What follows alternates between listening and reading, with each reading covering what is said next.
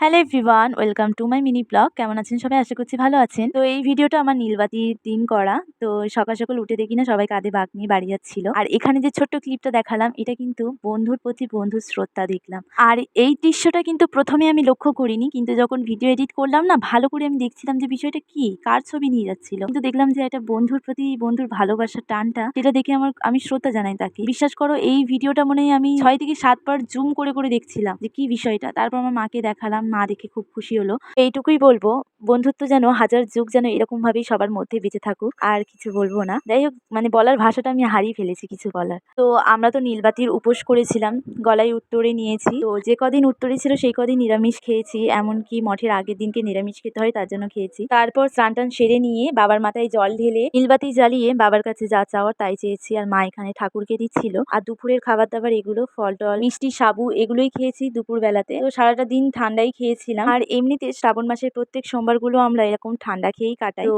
এই যে ফটো ফ্রেমগুলো আমি দুর্গাপুজোর সময় কিনেছিলাম, তো ফ্রেম বলা ভুল হবে, তো আমি এগুলো ফটো ফ্রেমে বানিয়ে নেবো। তো আজকের ভিডিওটা এইটুখানি। কেমন লাগলো অবশ্যই কমেন্টে জানিও। টাটা।